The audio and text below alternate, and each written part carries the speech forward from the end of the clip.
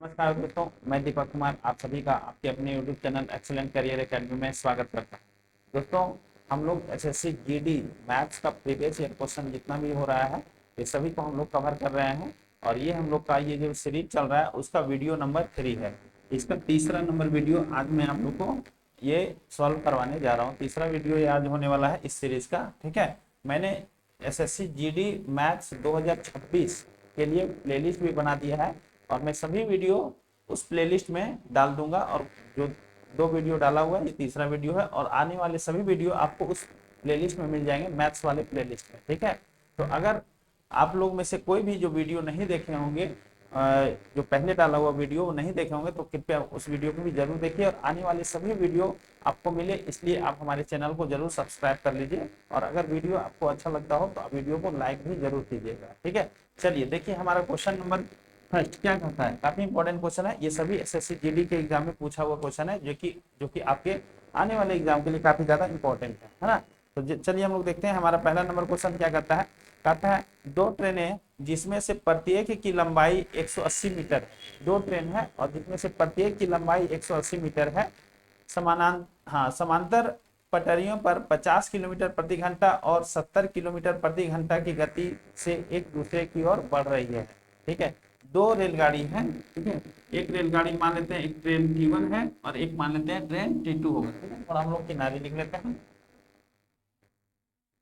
एक train T1 मान लेते हैं, ठीक है, और एक ट्रेन T2 मान लेते हैं। ठीक है, T1 जो है वो इस डायरेक्शन में जा रहा है, दोनों विपरीत दिशा में। T2 इस डायरेक्शन में जा रहा है, कोई दिक्कत इसमें नहीं है। ठीक है, अब यहाँ पर कहता है एक का स्पीड कितना दिया हुआ है। दोनों का लंबाई जो है 180 मीटर है। दोनों, इसका भी लंबाई कितना है, इसका भी लंबाई 180 मीटर है और इसका भी लंबाई कितना है 180 मीटर है। इसका एक ट्रेन जो है इसका स्पीड दिया हुआ है 50 किलोमीटर पर आवर, है ना, 50 किलोमीटर पर आवर दिया हुआ है। दूसरा का दिया हुआ है कितना, 70 kilometre per hour, 70 kilometre per hour दिया हुआ है। और यहाँ पर ये बोल रहा है कि ये दोनों ट्रेन एक दूसरे के समांतर चल रही है लेकिन दोनों एक दूसरे के विपरीत में है।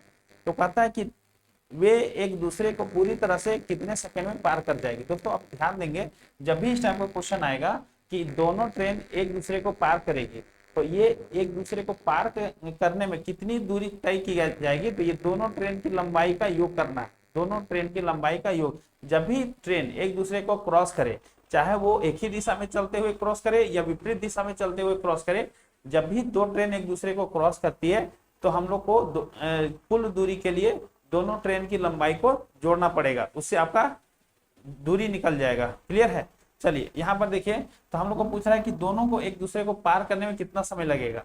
अब ध्यान से देखिए, अगर ट्रेन विपरीत दिशा में जा रहा है, ठीक है, ट्रेन अगर विपरीत दिशा में जा रही है तो हम लोग क्या करेंगे, दूरी के लिए दोनों ट्रेन की दूरी को जोड़ेंगे। और अगर विपरीत दिशा में जा रही है तो हम लोग का जो नेट जो स्पीड होगा, यानी कि हम लोग एक तरह से बोल सकते हैं जो हम लोग का जो नेट स्पीड होगा वो कितना होगा, ये दोनों का सम होगा। ठीक है, अगर विपरीत, लेकिन अगर वही सेम दिशा में जाए तो हम लोग जो स्पीड लेंगे वो दोनों का डिफरेंस लेंगे। ठीक है, ये बात आपको समझ में आ गया। तो हम लोग को समय पूछा जा रहा है, तो समय का वो जो फॉर्मूला होता है, समय बराबर क्या होता है, दूरी बटे 4, है ना। तो हम लोग को समय पूछा जा रहा है कितना समय लगेगा, तो समय हमको निकालना है। ठीक है, तो समय के लिए हम लोग क्या करेंगे, दूरी बटे 4। तो दूरी हमारा 180 कितना हो जाएगा, 180 360 मीटर हो जाएगा, ये मीटर में आएगा। और बटे ये समय बराबर दूरी बटे चाल, चाल कितना लेंगे, दोनों विपरीत दिशा में, तो ये दोनों को हम लोग जोड़ देंगे। तो 50 और 70 120 किलोमीटर, 120 किलोमीटर पर आवर होगा। लेकिन हम लोग जानते हैं 120 किलोमीटर पर आवर है तो किलोमीटर पर आवर को मीटर पर सेकंड में लिखना पड़ेगा, मीटर पर सेकंड में लिखना पड़ेगा। तो मीटर पर सेकंड, किलोमीटर पर आवर जो है, ठीक है, इसको मीटर पर सेकंड में अगर आपको चेंज करना है ना तो आपको गुना करना पड़ेगा, किलोमीटर पर आवर को 5/18 से गुना करना पड़ेगा। ये चीज आप ध्यान से, तो इसको भी हम लोग 5/18 से गुना करेंगे, कितना, 5/18 से। तो 18 यहाँ बटे नीचे रखेंगे तो जो कि ऊपर चला जाएगा, तो हम यही 18 से लिख देते हैं, कोई दिक्कत नहीं। यहाँ तक आपको समझ में आ गया होगा। हम लोग 120 को 5/18 से गुना करेंगे तो 18 ये नीचे से जब हम इसको उलट देंगे तो ये 18 ऊपर चला जाएगा। ठीक है, चलिए अब यहाँ से देखिए, एक जीरो से एक जीरो काट देंगे, यहाँ से 12 कम 12 और 12 तिया 36, ये कट जाएगा।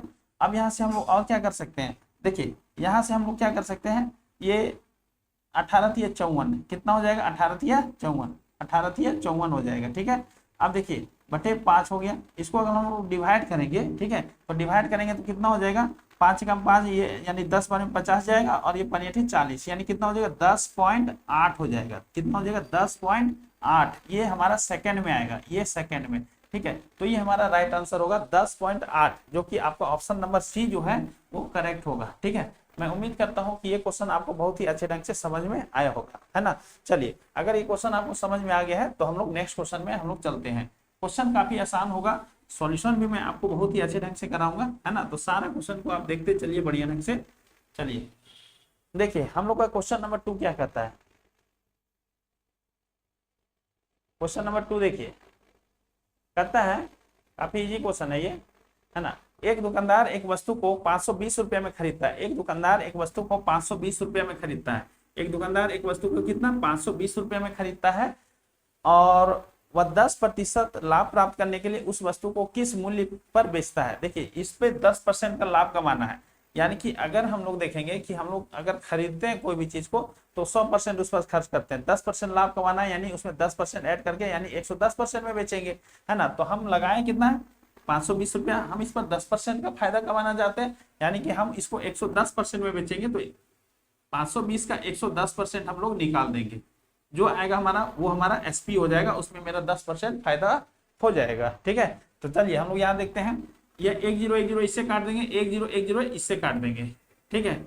यहाँ से हम लोग देखेंगे 52 गुने 11 बच गया, ठीक है। यहाँ 52 गुने 11 को हम लोग गुना करेंगे तो ये 52 गुने 11, तो ये कितना हो जाएगा 2 7 और ये 5, ठीक है, यानी 572। अब गुना कीजिए, देखिए 572 आ जाएगा, ठीक है। चलिए अब यहाँ पर हम लोग देखें, देखिए 11 से कोई नंबर को गुना करना काफी आसान होता है, ये हम लोग इसको एक शॉर्ट मेथड के माध्यम से भी हम लोग कर सकते हैं, ठीक है। देखिए जैसे हम लोग यहाँ पर पहले आप आंसर मिला लीजिए, फिर हम इसको बता देते हैं। आपका आंसर कितना हो जाएगा, देखिए 572, जो कि आपका ऑप्शन नंबर कितना हो जाएगा, सी होगा।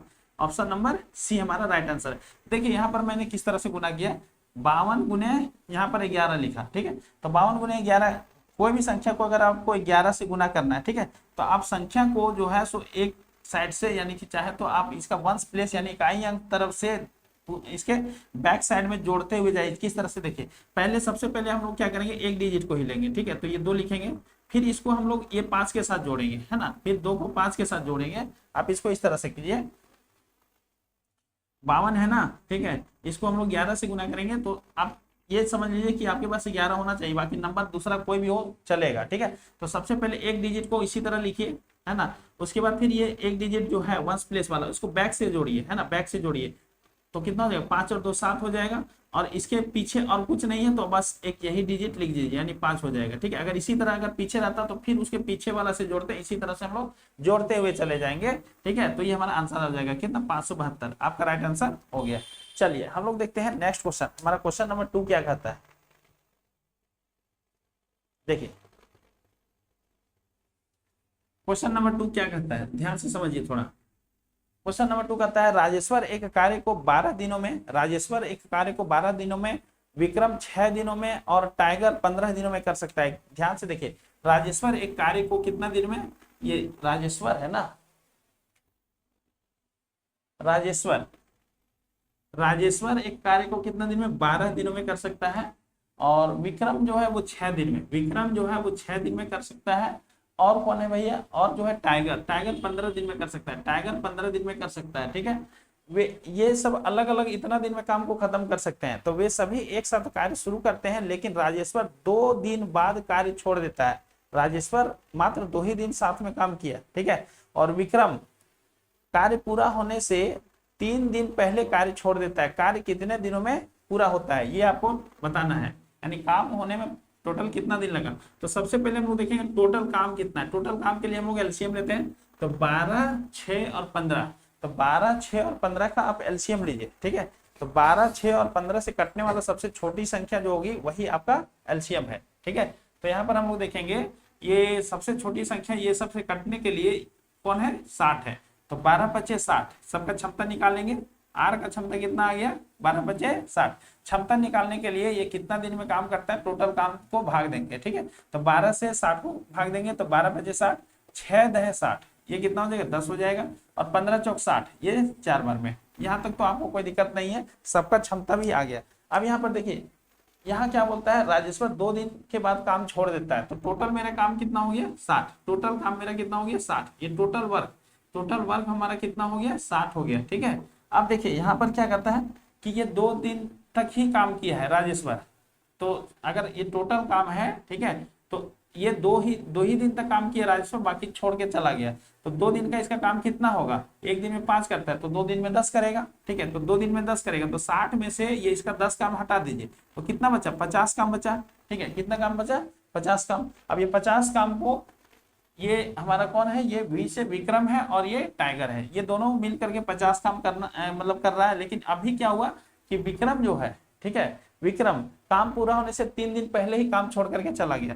दोस्तों अब आपको यहाँ पर एक चीज ध्यान देना है कि अगर कभी भी काम पूरा होने से पहले अगर कोई छोड़ करके चला जाता है, ठीक है, कोई भी मजदूर काम पूरा होने से पहले ही, अगर कुछ दिन पहले ही काम छोड़ करके चला जाता है, तो उस केस में जो मजदूर छोड़ करके जाएगा, जितना दिन छोड़ करके जाएगा उतना दिन का उसका काम, जो हमारा जो काम मेन काम है उसमें हम लोग उसका काम को और ऐड कर लेंगे, ठीक है।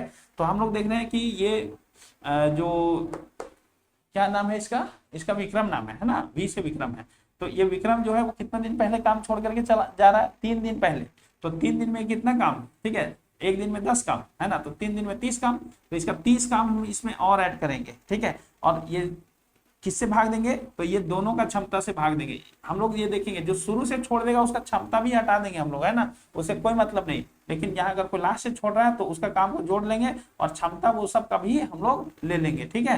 जो बाद यानी जो काम खत्म होने से पहले छोड़ रहा है उसका भी क्षमता हमको लेना है। तो ये 10 और 4 कितना हो जाएगा क्षमता, ये दोनों से काम करा रहे थे ये, है ना, तो ये 10 और 4 कितना हो जाएगा 14, यानी क्षमता हम लोग 14 से इसको भाग दे देंगे, ठीक है। देखिए अब यहां से क्या हुआ, 50 और 30 80 हो गया, है ना, 50 और 30 80, तो 80/14 है ना, तो 80/14 14 से भाग देंगे, है ना, तो यहाँ पर कितना हो जाएगा, ये पूरा तो कटेगा नहीं, 14 × 70 हो जाएगा, 5 बार में कट जाएगा 70 और बचेगा 10/14, तो 10/14 को काटेंगे अगर हम लोग तो देखेंगे क्या मिलेगा, 5/7 मिलेगा, कितना 5/7, यानी 5.5/7, ये जो है वो हमारा इतना दिन में काम पूरा हो जाएगा, ठीक है, इतना दिन में काम जो है वो पूरा हो जाएगा। ये हमारा आंसर होगा। ऑप्शन नंबर हमारा क्या मिलेगा, ऑप्शन नंबर बी जो है वो हमारा करेक्ट आंसर होगा। ऑप्शन नंबर बी जो है वो करेक्ट होगा। मैं उम्मीद करता हूँ ये क्वेश्चन आपको अच्छे ढंग से समझ में आया होगा, है ना। चलिए अब नेक्स्ट क्वेश्चन चलते हैं।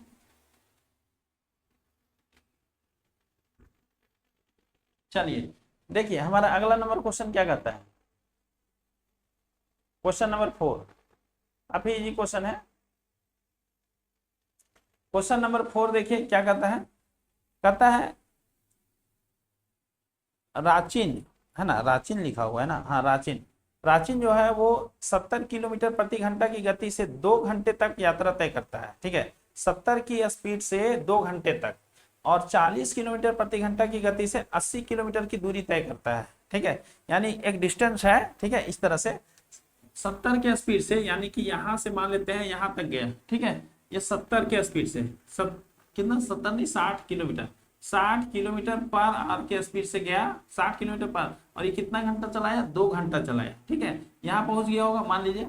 और फिर कहता है कि 40 किलोमीटर प्रति घंटा की गति से 80 किलोमीटर दूरी तय करता है, फिर यहाँ से जो है वो 40 किलोमीटर प्रति घंटा, ये हमारा टाइम है, ठीक है, ये टाइम है, और 40 किलोमीटर प्रति घंटा की गति से अब कितना गया, 80 किलोमीटर गया। ये डिस्टेंस दिया हुआ है, ये डिस्टेंस कितना दिया हुआ है, ये डिस्टेंस दिया हुआ है यहाँ से यहाँ तक जो है वो 80 किलोमीटर, ध्यान से समझिए, ये कितना दिया हुआ है 80, कितना दिया हुआ 80 किलोमीटर गया है, कितना गया है 80 किलोमीटर, ध्यान से समझिए, ये 80 किलोमीटर, 40 किलोमीटर पर आवर की स्पीड से 80 किलोमीटर गया है, और ये 60 किलोमीटर पर आवर से 2 घंटा तक चला है। तो कहता है कि इसका जो है सो औसत गति कितना होगा, यानी एवरेज स्पीड यानी औसत गति, ठीक है, औसत गति, ठीक है, औसत गति या औसत चाल हम लोग बोल सकते हैं, ठीक है, इसको औसत चाल भी हम लोग बोल सकते हैं, कोई दिक्कत नहीं है ना, औसत चाल। तो औसत चाल बराबर होता है कुल दूरी, है ना, कुल दूरी बटे कुल समय, ठीक है, ये होगा कुल दूरी बटे कुल समय, कोई दिक्कत इसमें नहीं है, ठीक है। तो ये फॉर्मूला पर आप बैठा दीजिए। तो औसत चाल कितना निकालेंगे, कुल दूरी। तो कुल दूरी कितना गया बताइए। तो देखिए ये हमारा 60 किलोमीटर पर आवर से 2 घंटा चलाती है, यानी 120 किलोमीटर यहाँ से गया, और प्लस ये हमारा कितना है 80 किलोमीटर है, तो 80 किलोमीटर गया तो 80 किलोमीटर लिख देंगे। टोटल टाइम, टाइम कितना हुआ देखिए, यहाँ से क्या है, ये टाइम लगा है 2 घंटा, 2 घंटा और प्लस यहाँ से यहाँ तक टाइम कितना लगा है देखिए, 40 के स्पीड से 80 किलोमीटर गया, यानी इसमें भी 2 घंटा लगेगा, इसमें भी कितना लगेगा 2 घंटा। 40 किलोमीटर पर आवर के स्पीड से अगर हम लोग 80 किलोमीटर जाना है तो 2 ही घंटा का टाइम लगेगा ना, यहाँ तो आप समझ सकते हैं। तो यहाँ पर कितना हो जाएगा 180, 180, ये हमारा 120 है, 120 और 80, ठीक है, ये टोटल हमारा कितना हो जाएगा, ये हो जाएगा 200, ये हो जाएगा 200 और बटे 4, ठीक है। तो यहाँ 200 बटे 4, ये 4 से काटेंगे 5, यानी कि 50 किलोमीटर पर आवर, ठीक है। 50 किलोमीटर पर आवर जो है सो हमारा क्या होगा, इसका हमारा एवरेज स्पीड होगा, ठीक है। ये बात आपको समझ में आना चाहिए, ठीक है। चलिए हम लोग देखते हैं अगला क्वेश्चन।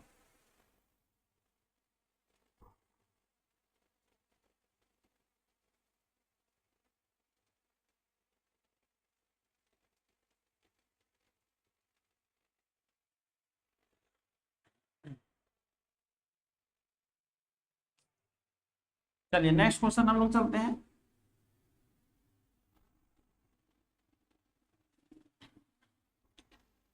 हमारा अगला क्वेश्चन क्या कहता है देखिए,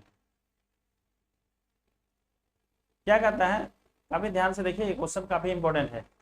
एक परीक्षार्थी 25% अंक प्राप्त करता है, एक परीक्षार्थी जो है वो 25% अंक प्राप्त करता है और 68 अंकों से अनुत्तीर्ण हो जाता है, ठीक है, यानी कि वो पास नहीं कर पाया, उसको 68 नंबर और चाहिए था।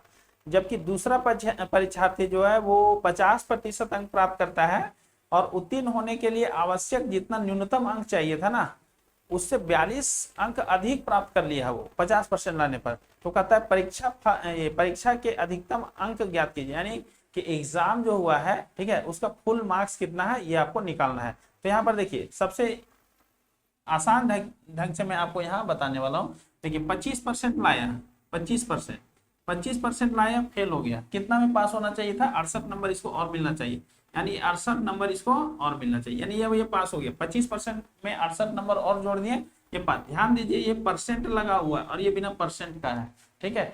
अब यहाँ पर देखिए ये पास हो गया, लेकिन अगर दूसरा ढंग से देखा जाए तो ये जो स्टूडेंट 50% लाया है, जो स्टूडेंट 50% लाया है वो पास मार्क्स के से कितना, ये 42 अंक अधिक ले आया है। तो अगर इसमें 42 अंक अगर ये कम भी कर दें तो भी ये पास हो जाएगा, ठीक है।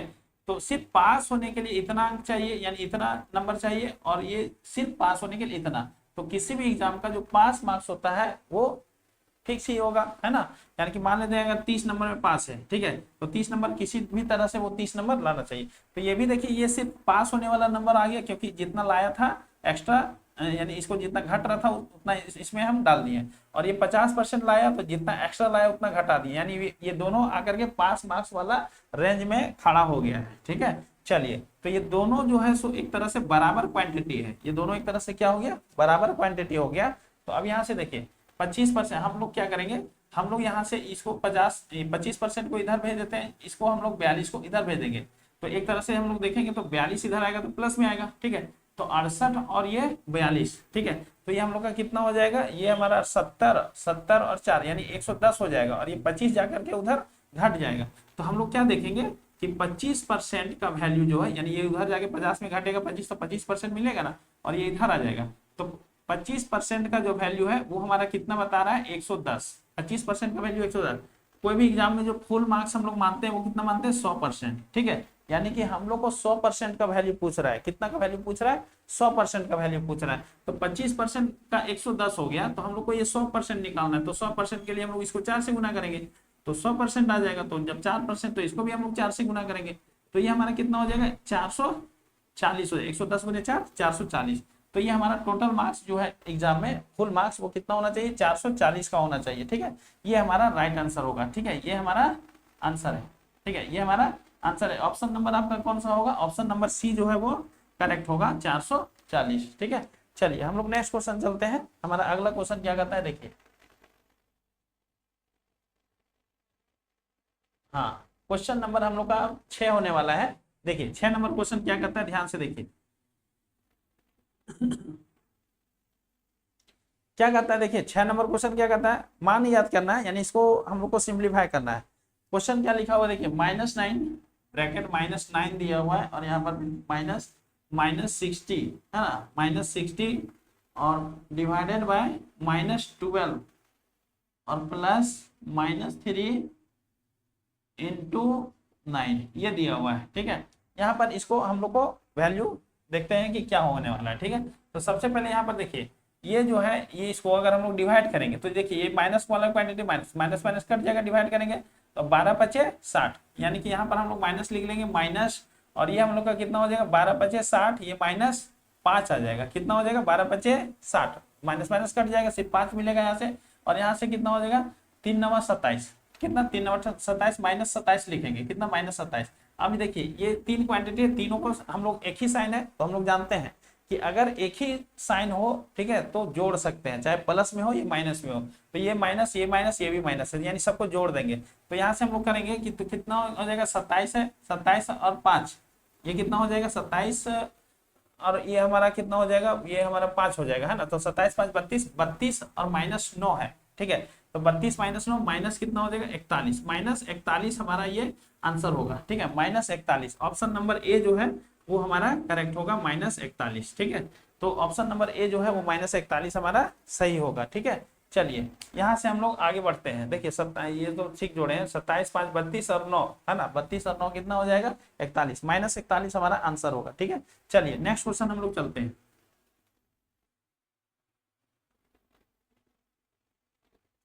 देखिए हमारा अगला नंबर क्वेश्चन क्या करता है, जरा ध्यान से सुनिए।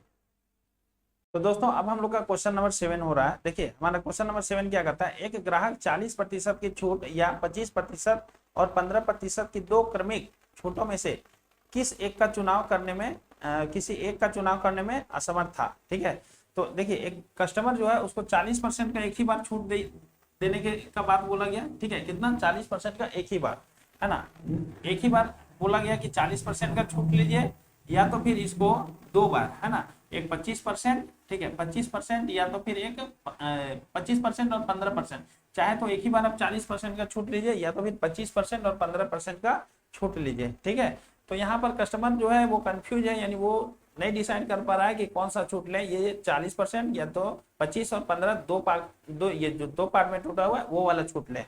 तो यहाँ पर आपको मैं बता दूं कि जब भी आपको एक ही बार जो छूट मिल रहा है ना, वो ज्यादा आपके लिए फायदेमंद होगा, और अगर वही छूट को दो पार्ट में तोड़ करके मिल रहा है तो वो कस्टमर के लिए जो है वो नुकसानदायक होता है, यानी उसमें छूट कम हो जाता है। ठीक है, तो वही कहता है कि ये दोनों छूट में क्या अंतर है। तो दोस्तों अगर इस टाइप से पूछा जाए कि एक ही छूट है ना, एक ही छूट है और इसमें दूसरा छूट इस तरह से दिया हुआ है, तो ये दोनों छूट में कितना का अंतर मिलेगा, एक ही बार दे दिए और इसमें दोनों के बीच में अंतर पूछेगा जब भी, है ना, तो अंतर, है ना, तो एक चीज हम लोग यहाँ पर आपको मैं आपको यहाँ पर एक चीज समझाना चाहता हूँ कि अगर दो छूट दिया हुआ है अलग अलग 25% और 15%, है ना, तो इसका समतुल्य छूट निकालना है।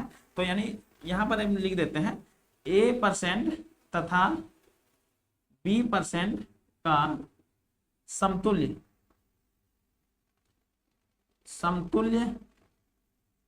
बट्टा। ठीक है, समतुल्य बट्टा कैसे निकालेंगे, तो इसके लिए हम लोग करेंगे A + B minus A into B by 100। ठीक है, ये हम लोग का फॉर्मूला है। ठीक है, दो अगर बट्टा दिया हुआ है अलग अलग तो उसका समतुल्य बट्टा ऐसे निकालेंगे। तो जो अंतर हम लोग का मिलता है ना, वो अंतर हम लोग को सिर्फ क्या मिलेगा, इसके कारण होता है अंतर, इसके कारण, है ना, A इंटू बी बटे 100, इसी के कारण, है ना। तो हम लोग देखेंगे कि यहाँ 40% है और ये 25 और 15 जो भी आपको मिलेगा, ये दोनों के मिला करके जो समतुल्य बट्टा उसके बीच में कितना का अंतर होगा, तो अंतर निकालना तो सिर्फ ये वाला पोर्शन जो है ना A इंटू बी बटे 100 यही आपका अंतर देगा। तो यही हम कर लेते हैं, क्योंकि ये वाला 25 और 15 है, तो 25 इंटू 15 और बटे 100 ये आपका हो जाएगा यहीं से। तो यहाँ हो जाएगा 25 से कम 25 हो जाएगा, 25 चौक 100 हो जाएगा। ठीक है, तो 15 है तो 7.5 हो जाएगा। ठीक है, 7.5 और फिर ये हमारा टूटेगा तो ये 3.75 इतना का अंतर आपको मिलेगा। ठीक है, जो कि आपका ऑप्शन नंबर कौन होगा, ऑप्शन नंबर बी जो है वो आपका करेक्ट आंसर होगा। ठीक है, ऑप्शन नंबर बी आपका करेक्ट है। चलिए नेक्स्ट क्वेश्चन चलते हैं। हमारा अगला क्वेश्चन क्या होता है, देखिए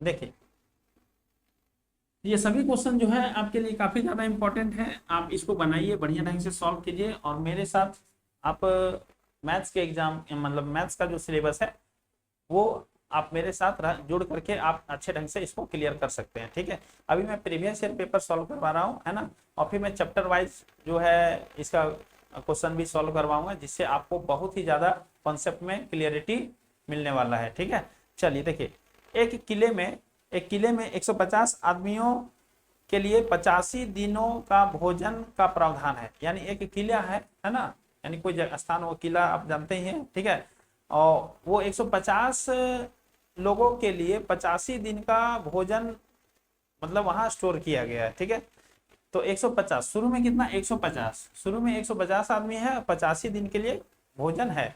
15 दिन के बाद क्या हुआ, यानी कि 15 दिनों तक जो है सो सब 150 लोग खाया। ठीक है, तो 150 लोग 15 दिन तक खाया। ठीक है, और 15 दिन के बाद जो है वो 25 आदमी किले से चले जाते हैं। तो एक उसको 85 दिन का जो भोजन वहां स्टोर था, उसमें 15 दिन तो वो सब खा लिए, तो वहां कितना दिन का भोजन बचा हुआ है। ठीक है, वहां भोजन बचा हुआ है आपका 70 दिन का। कितना दिन का बचा हुआ है, 70 दिन, क्योंकि 85 दिन में से 15 दिन तो खत्म हो गया, तो 70 यानी 70 दिन का भोजन वहां बचा हुआ है। तो अगर 150 आदमी, ठीक है, 150 आदमी अगर खाता, 150 आदमी अगर वहां रहता, तो अब 15 दिन के बाद कितना भोजन चलता, कितना दिन चलता, 70 दिन। अगर 150 आदमी रहता तो अब भोजन कितना दिन चलेगा, 70 दिन, क्योंकि 15 दिन का भोजन खत्म हो गया है। तो ध्यान से समझिए, यहां से लोग चले जाते हैं, यानी कि अभी हम लोग के पास जब 15 दिन के बाद लोग चले गए, ठीक है, कितने लोग, 25 लोग चले गए, तो अभी 15 दिन के बाद 25 लोग जाने के बाद, है ना, हम लोग देख रहे हैं कि अभी हमारे पास कितना भोजन है।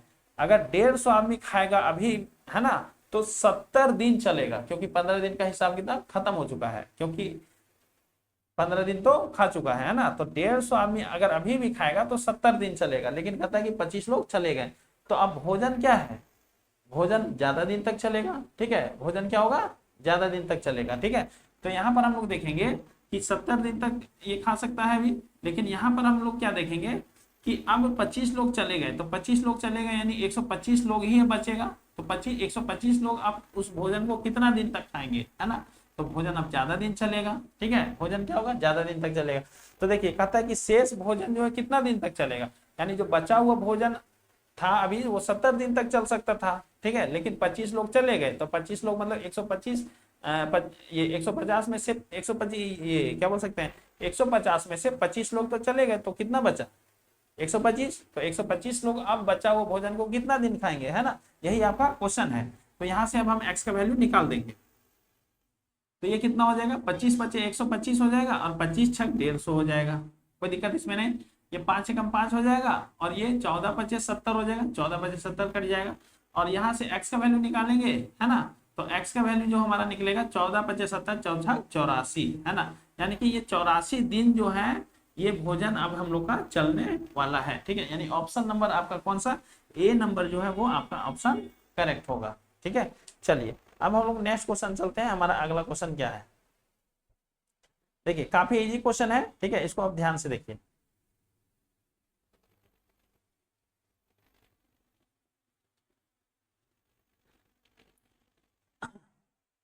कहता है एक दुकानदार के पास 7 सेंटीमीटर त्रिज्या का एक गोलाकार लड्डू है। ठीक है, एक दुकानदार है, उसके पास एक गोलाकार लड्डू है, इसका त्रिज्या कितना है, 7 सेंटीमीटर है। 7 सेंटीमीटर त्रिज्या का एक गोलाकार लड्डू है, और इसी सामग्री से 3.5 सेंटीमीटर त्रिज्या के कितने लड्डू बनाए जा सकते हैं। यानी यही लड्डू को तोड़ करके और फिर छोटा छोटा लड्डू जो है उससे बनाया जाएगा। ठीक है, छोटा छोटा लड्डू जो है उससे बनाया जाएगा। ठीक है, तो कितना लड्डू बनेगा ये आपको बताना है। ठीक है, और इसका त्रिज्या कितना होना चाहिए, 3.5। इसका त्रिज्या कितना होना चाहिए, 3.5 होना चाहिए। त्रिज्या कितना होना चाहिए, 3.5 होना चाहिए। ठीक है, तो कहता है कितना लड्डू बनेगा। तो एक चीज आप ध्यान रखिए, ठीक है, जिससे बनाना है, यानी जो हमारा मेन हो गया बड़ा वाला, है ना, उसका वॉल्यूम को डिवाइड कीजिए जो बनाना है उसका एक का वॉल्यूम से, तो यहाँ पर आपको पता चल जाएगा कि कितना पीस बनेगा। तो यहाँ पर देखिए, इसका अगर ये स्फीयर के रूप में, तो इसका वॉल्यूम क्या होगा, हम लोग स्फीयर का वॉल्यूम देखिए यहाँ पर हम लिख देते हैं, ठीक है। ये एक तरह से गोला हो गया, ये क्या हो गया, गोला हो गया, है ना। ये एक तरह से गोला हो गया, इसका त्रिज्या r है, ठीक है। तो गोले, इसका आयतन कितना होगा, ठीक है, गोले का आयतन कितना होता है, आयतन होता है 4/3 पाई r क्यूब, ठीक है, ये होता है। अब इसको लिख लीजिए, गोला का आयतन। तो इसका आयतन कितना हो जाएगा बड़ा वाला का, तो 4/3 पाई r क्यूब मतलब कितना हो जाएगा आप समझ सकते हैं, ठीक है। 4/3 पाई r क्यूब, आप ऐसे भी लिख सकते हैं, कोई दिक्कत नहीं है, ठीक है। 4/3 into pi into r cube, ठीक है, r क्यूब आप ऐसे भी लिख सकते हैं, और बटे r क्यूब में अब यहाँ वैल्यू ही बैठा दीजिए, ज्यादा अच्छा होगा, ठीक है, ज्यादा लंबा नहीं करेंगे। ये कितना हो जाएगा, 7 का क्यूब हो जाएगा, पाई r क्यूब यानी 7 का क्यूब। उसी तरह नीचे में कितना हो जाएगा, 4/3 इंटू एक गोला का वॉल्यूम से भाग देना है, पाई r क्यूब। यहाँ पर r क्या, 3.5 यानी कि कितना, 7/2। तो यहाँ लिखेंगे 7/2 का क्यूब, यही हो जाएगा।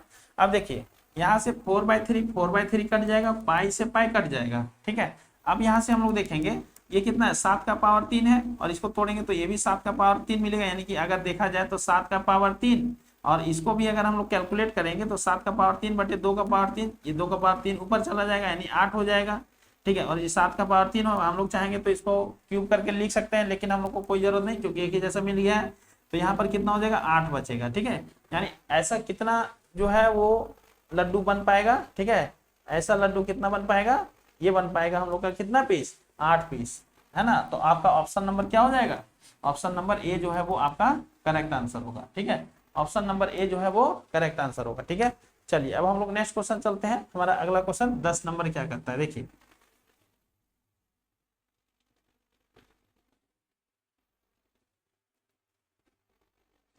अब क्वेश्चन नंबर 10 देखिए, देखिए काफी इंपॉर्टेंट क्वेश्चन है ना। और ये हम लोग का इस वीडियो का लास्ट क्वेश्चन होने वाला है।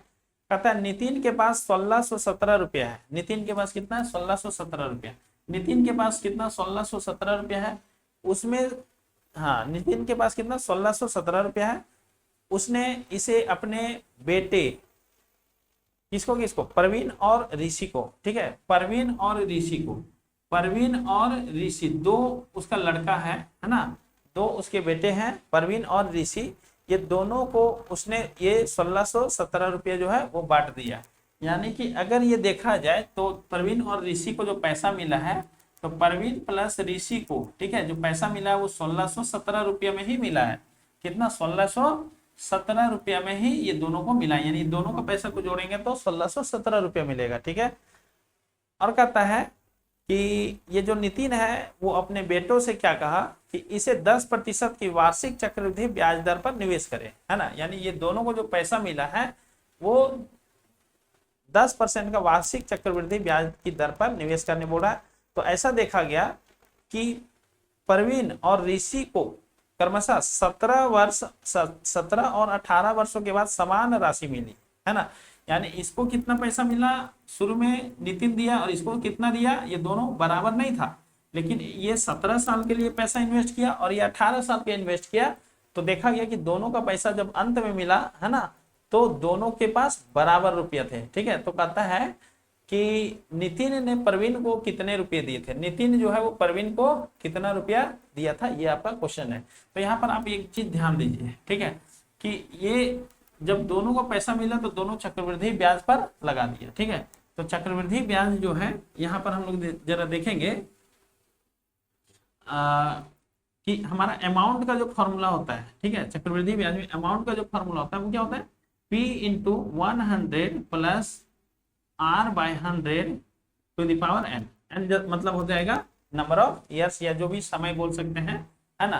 तो यहाँ पर देखिए P जो है परवीन, इसको मान लेते हैं P रुपया मिला, और ये जो हमारा ऋषि है उसको R रुपया मिला। तो ये 17 साल के लिए पैसा लगाया, तो 17 साल के बाद इसका अमाउंट कितना बनेगा, तो P इंटू 17 साल। तो देखिए रेट हमारा कितना है, रेट जो है, रेट हमारा जो है वो 10% है, ठीक है। रेट हमारा कितना परसेंट है, 10% है। इसको आप ध्यान से रखिए, 10%, 10 मतलब कितना होता है, 1/10। रेट मतलब कितना, 10%, यहाँ 1/10 लिखेंगे, ठीक है। यहाँ पर देखिए रेट हमारा कितना दिया हुआ है, 10% दिया हुआ है। आप इधर लिख सकते हैं कहीं, है ना, वहाँ रेट परसेंट जो है वो हमारा कितना 10% है। 10 मतलब कितना हो जाएगा 1/10 होगा, ठीक है 1/10, यानी मूलधन हमारा अगर 10 है, ठीक है, तो 1 रुपया ब्याज मिलेगा, यानी कि मिश्रधन हमारा कितना हो जाएगा 11 मिलेगा, ठीक है 1 साल में ये बात है।